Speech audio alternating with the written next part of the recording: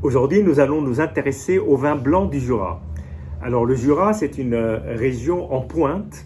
Il y a 15-20 ans, il y avait quand même peu de fans de ce type de vin. Pourquoi? Parce qu'on pensait qui disait vin du Jura disait vin oxydé, donc c'est forcément un peu rancio, un peu particulier, avec un très fort goût de noix. Et tout le monde n'aime pas ça. Les gens qui cherchent un vin blanc frais allaient plutôt, en tout cas, vers d'autres régions, en France ou dans le monde. Et là, actuellement, effectivement, cette région a énormément le vent en poupe, parce que d'abord, c'est une région qui s'est énormément renouvelée. Elle est devenue un berceau des vins nature, des vins bio, des vins biodynamiques. Je crois que dans cette région, c'est là où on trouve le plus grand pourcentage de vins qui sont vraiment faits avec des intrants, les vins les plus naturels qu'on puisse trouver, un peu à l'image d'une partie du Beaujolais. Et puis aussi parce que le chardonnay étant un cépage surtout emblématique de la Bourgogne, face à la forte demande des vins blancs de Bourgogne, une partie des amateurs se sont au fur et à mesure déportés vers le Jura, où on continue à déguster des vins de Bourgogne, mais en parallèle des vins du Jura. Et là, on trouve beaucoup de vins du Jura qui valent de très grands Bourgognes. Alors, dans le Jura, dans le blanc, alors dans le rouge, il y a 3 cépages principaux. Je ne vais pas m'étendre là-dessus parce qu'on ne va pas les déguster aujourd'hui. Pinot Noir, le Trousseau et le Poulsard, qui s'appelle le Ploussard. Ça dépend dans quel coin vous êtes. À quelques kilomètres près, il change de nom. Et en blanc, il y a 2 grands cépages qui sont le Chardonnay et le Savagnin. Alors le Savagnin, c'est le vin du vin jaune, c'est le vin du Château Chalon, mais aussi c'est un vin c'est le raisin du vin jaune et le raisin du Château Chalon, mais c'est aussi le raisin d'un Côte du Jura, qui peut d'ailleurs être pur ou mélangé avec du Chardonnay. Et le Chardonnay est de plus en plus un cépage prisé dans le Jura, et il fait l'objet de vins à la fois sous voile ou à la fois houillé. Alors, c'est quoi sous voile, c'est quoi houillé? Alors, un vin houillé, c'est ce qu'on fait pratiquement partout dans le monde quand on parle de vin blanc, c'est-à-dire qu'on houille la barrique ou la cuve, c'est-à-dire à partir du moment où il y a une évaporation naturelle du vin qui est en train de se faire, si vous voulez, et en train de se vinifier, si on veut dire, tout dépend à quel stade on est, on houille la barrique, ou on houille le fût, ou on houille la cuve, et ça permet effectivement d'empêcher l'air d'être en contact avec le vin de manière assez forte et d'aboutir à une oxydation du vin. Alors les vins sous voile, c'est différent, le principe est différent, on n'houille pas, on laisse se former un voile en fait naturel qui va protéger en fait le vin d'une oxydation excessive. Ça va être une oxydation très lente, très lente, et c'est comme ça que le vin va se faire. Et le Jura est une des régions dans le monde, on trouve aussi en Andalousie des vins sous voile, on en trouve maintenant dans pas mal d'autres régions dans le monde, mais disons, on pense surtout en France au Jura. Et là, mais il faut penser aussi qu'une oxydation lente, c'est ce que font tous les vins, hein. Mais sauf que là, ça se fait par l'intermédiaire du voile. Et dans certains cas, l'oxydation peut se faire via la barrique, hein, parce que des fines particules d'air peuvent rentrer, se mettre en contact avec le mou du vin ou le vin qui est en train d'être achevé, et peut aboutir à une certaine oxydation. Donc voilà. Alors aujourd'hui, on va s'attaquer à 2 maisons. La première maison, c'est la maison de Marie-Pierre Chevassus-Fassenet. Je reviendrai 2 secondes là-dessus. Et ensuite, nous allons attaquer une autre maison qui est la maison Thill, T-H-I-2-L, Éric et Bérangère Thill, au travers de 2 vins. Celui-ci est un Côte du Jura et un vin jaune, parce qu'il faut bien finir sur un vin jaune. Alors, sur le premier, donc c'est un Chardonnay 2018, 100% Chardonnay. Et là, je pense qu'historiquement, la maison a fait des Chardonnays sous voile, comme du Savagnin sous voile. Et il me semble qu'il y a quelques années, cette même maison a commencé à faire des Chardonnays houillés. Donc, a priori, c'est un vin houillé. Je n'ai pas réussi à le déterminer avec certitude. on le verra à la dégustation. Ensuite, le deuxième vin, c'est un Côte du Jura, donc Chardonnay Savagnin. Lui, il est de 2017, c'est la cuvée Préfleur. Et là, on est sur du vin sous voile, avec par ordre alphabétique le Chardonnay, mais en fait, par ordre d'importance, c'est le Savagnin, parce que c'est le cépage largement dominant. Et puis là, on est sur un Savagnin, vin jaune, donc c'est 7 ans sous voile. Donc là, on est sur une cuvée de 2014. En ce moment, ce sont les 2014, effectivement, qui sortent chez nos amis les vignerons, que ce soit en vin jaune ou en Château Chalon. La différence entre un vin jaune et un Château Chalon, c'est que la Château Chalon, c'est une appellation contrôlée sur des parcelles bien déterminées. Et donc le vin jaune, c'est un vin de Savagnin sur l'appellation Jura qui peut venir d'autres parcelles. Bien, commençons avec le Chardonnay de Marie-Pierre Chevassus Fastenay. Voilà. Donc je les sers au fur et à mesure parce que je souhaite qu'il reste froid. Là, il fait un peu chaud. Alors, c'est une couleur assez pâle. Et je dois dire que elle est assez limpide. Mais c'est vraiment enfin, un vin blanc. On n'est pas dans le vin jaune là.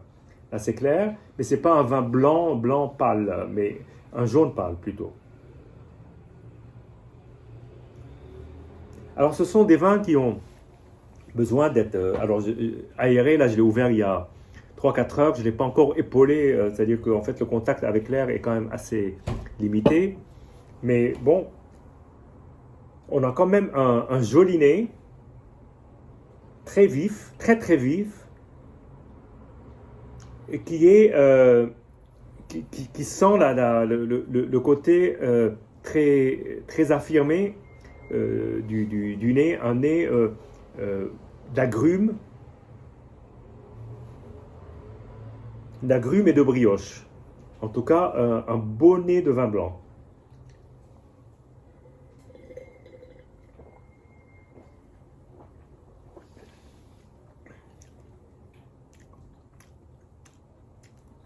Alors, en bouche, ce que j'avais déjà détecté un tout petit peu, je ne sais pas si ça se voit, mais en tout cas sur les parois du verre, il y a un très fin perlant qui va de toute façon s'atténuer avec les heures.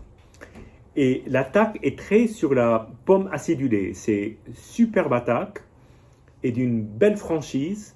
Un vin, je dirais, réjouissant et très... On va dire qu'il est salivant. Voilà. C'est un mot de vocabulaire qu'on utilise de plus en plus dans le vin, qui est très à la mode. Mais c'est vrai que c'est un vin qui appelle la dégustation.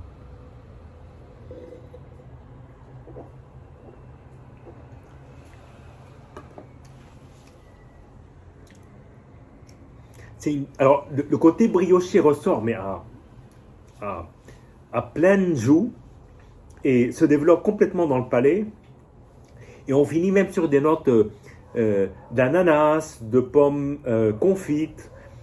C'est un très beau vin, une très belle tenue et vraiment une belle matière. En tout cas, j'aime beaucoup ce premier vin. Et nous allons maintenant passer au vin sous voile. Alors, je confirme, ce vin pour moi n'est pas un vin sous voile. C'est un vin houillé, classique, parce que même sur des chardonnays sous voile, on arrive à avoir le goût de noix. Maintenant, on va attaquer le Côte du Jura Préfleur 2017 du couple Thill, Éric et Bérengère. Alors là, on est sur une couleur beaucoup plus foncée, hein, comme on peut voir. Hein. C'est un or un peu ambre.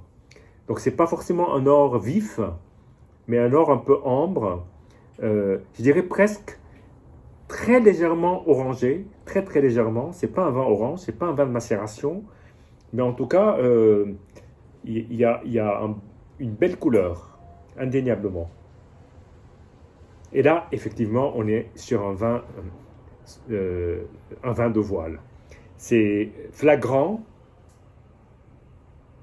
parce que, alors là, c'est un poème, hein, ce nez, parce que à la fois, on a un très léger parfum de fruits secs. En fait, il n'est pas du tout dominant. Justement, aujourd'hui, on arrive à faire des vins sous voile qui sont vraiment d'une grande finesse et pas forcément dominés par la noix. Et là, on a de la rhubarbe, on a du coing, on a, en tout cas, des arômes qui ressemblent à ça. Hein. Je ne dirais pas ça avec précision. Hein.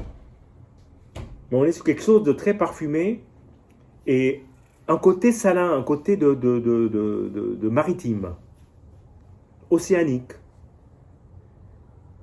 On est presque du fruit écrasé, du fruit jaune écrasé.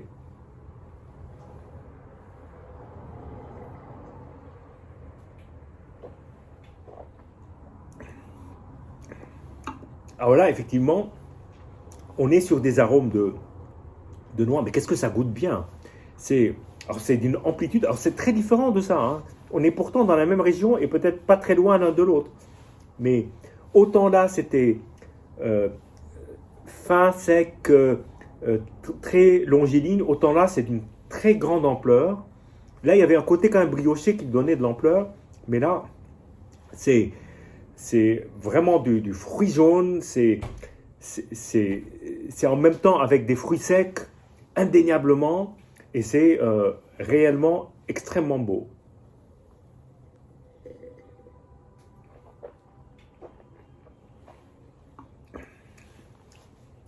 Et puis là, il y a ce côté maritime, salin, qui arrive en fin de bouche, et qui lui donne une touche finale qui est vraiment diminuendo, voilà, de manière à pouvoir finir tout en douceur, mais en salinité sur ce vin. Voilà, très beau vin. Et là, maintenant, on va attaquer donc 3 ans plus tôt, le 2014, qui lui a suivi évidemment les préceptes de l'appellation vin jaune, donc 7 ans sous voile. Là, on est sur du savagnin 100%. On est sur un terroir qui s'appelle le terroir des grandes vignes, qui est constitué de marne et de grise du lias. Donc, pour ceux qui connaissent les vins jaunes, ça doit plutôt se rapprocher d'un vin jaune du domaine de l'Abbé, pour ceux qui connaissent, qui est un des grands noms aujourd'hui. En tout cas, je suis heureux de goûter. Alors, petite parenthèse, en fait, ces 2 derniers vins de Thil m'ont été conseillés par un caviste de mon quartier, parce qu'aujourd'hui, je prépare un poulet au vin jaune et au mori, et je lui ai demandé un vin jaune. Et il m'a proposé donc celui-là en me suggérant, en fait, évidemment, de ne pas vider la bouteille, ce serait trop dommage, mais de mettre une rasade de ce vin en fin de cuisson. C'est ce que je vais faire.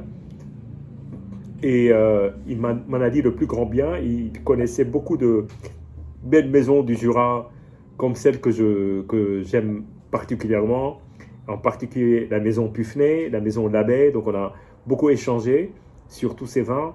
Et puis là, donc, je découvre une nouvelle maison que je ne connaissais pas. Donc là, on est sur une couleur alors beaucoup plus... bon, elle est assez proche en fait finalement. Elle est moins ambrée, elle est plus dorée, elle est assez soutenue. En tout cas, c'est une très très très belle robe. Et là, alors je ne sais pas si je suis influencé par les morilles, mais là, ça sent les morilles à plein nez. Autant là, on était sur des fruits de rhubarbe, de coing, etc. Autant là, on est déjà sur du champignon, un peu de terre. Mais aussi les fruits, on trouve quelque part une même base, mais avec au-dessus une belle chape de morille. Et donc ça, je pense, ça ira de manière absolument extraordinaire, à la fois via cette rasade sur le poulet, mais aussi à table, pour ceux qui aiment, évidemment, parce que j'ai prévu aussi un vin rouge. Voilà, donc...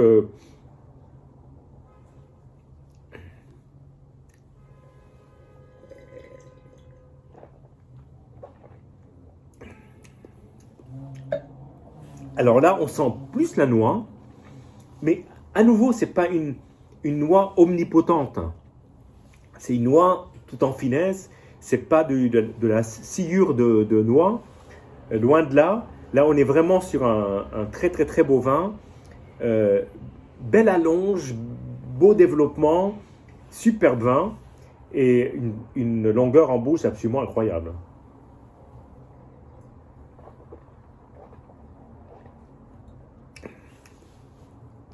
Ah, magnifique. Vraiment très beau. Alors, très belle salinité, très belle longueur en bouche. Vraiment, je suis conquis par cette dégustation. Trois vins d'un profil très différent. Les deux derniers plus proches les uns des autres. Alors, le premier, ça encourage à goûter les chardonnays du Jura, ceux qui sont houillés ou ceux qui ne le sont pas, mais en tout cas ceux qui sont houillés, pour ceux qui recherchent, en tout cas qui sont amateurs de vin de chardonnay. C'est une belle région, en tout cas qui est en pleine dynamique. Et voilà, donc c'était un plaisir de partager ces vins avec vous. Et j'espère, en tout cas, sûrement, à très très très bientôt. Au revoir et santé à tous. Nous voici au lendemain de ce repas autour des vins du Jura avec un poulet au vin jaune et au mori qui allait d'ailleurs parfaitement avec tous ces vins. Et j'ai réussi à sauver un fond non pas du chardonnay qui a débuté le repas, mais un fond du Côte du Jura, du chardonnay savagnin de Tille. Et, et nous avons évidemment dégusté les trois bouteilles. Alors, le chardonnay a perdu son perlant. J'avais dit hier soir qu'il y avait un perlant à la première dégustation. En fait, ce perlant a très vite disparu et a laissé la place à un vin d'une pureté assez formidable. Très, très, très beau vin que nous avons dégusté sur des asperges avec une sauce mousseline mais extrêmement légère, sans mayonnaise, de manière à ne pas altérer ou en tout cas pas choquer avec à la fois le chardonnay et aussi un peu de truffe noire au-dessus. Et tout ça a été superbe, allait parfaitement ensemble. Voilà. Beaucoup de précision dans ce vin que nous avons vraiment, vraiment beaucoup aimé. Et ensuite, nous avons donc attaqué les deux vins de Savagnin, donc le Préfleur 2017, et nous avons fini avec le vin jaune 2014. Alors j'étais assez surpris de voir qu'en fait, alors j'avais prévu effectivement un rouge que nous avons d'ailleurs largement dégusté, mais j'étais surpris de me rendre compte, avec en tout cas le poulet au vin jaune, que toutes les personnes qui étaient là, dont je ne connaissais pas forcément le goût par rapport au Savagnin, étaient, étaient en fait fascinées par tous ces vins. Et je pense qu'il y a une telle évolution dans les vins du Jura qu'aujourd'hui, cette espèce de concentré de noir râpé a totalement disparu du paysage et fait place à des vins beaucoup plus raffinés, beaucoup plus euh, d'une certaine façon, beaucoup plus parfumés et pas forcément dominés uniquement par la noix. Même si la noix était quand même assez présente, mais il y a quand même beaucoup de fruits et beaucoup de plaisir à déguster ces vins. Et donc là, je propose de déguster le Côte du Jura un jour après, parce que ce sont en fait des vins qui tiennent énormément la route, si on les ouvre même plusieurs jours à l'avance.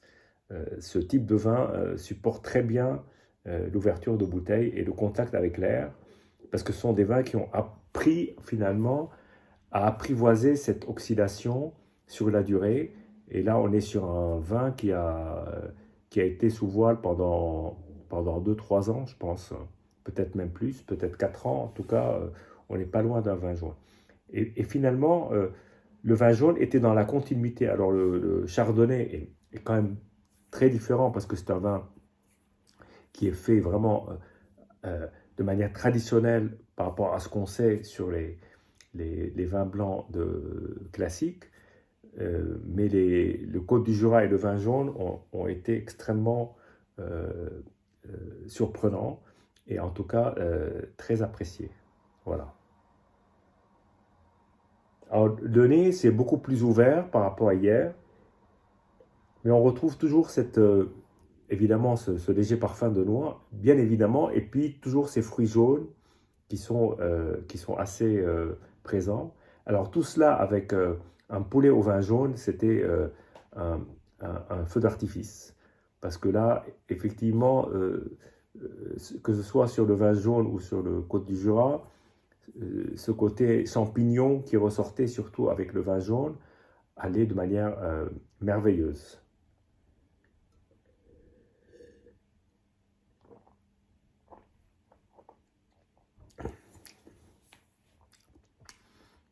Ben, c'est un plaisir en fait de redéguster. C'est comme si on revivait les moments. Bien évidemment, il n'y a pas le plat à côté, mais on, on éveille en fait nos sens et notre mémoire sensorielle qui a bien emmagasiné hier. Des moments comme cela sont des moments qu'on garde, en tout cas moi-même que je garde assez longtemps en mémoire. Et voilà, donc c'est un très très très beau vin que j'ai beaucoup de plaisir à redéguster aujourd'hui, qui est d'une grande fraîcheur, qui est vraiment, je dirais, presque facile à boire, alors qu'on a un peu de mal à apprivoiser les vins du Jura, mais là, je vous le conseille. Très belle réalisation de notre couple du jour, Eric et Bérangère Thiel. Voilà. Santé et puis j'espère à très bientôt.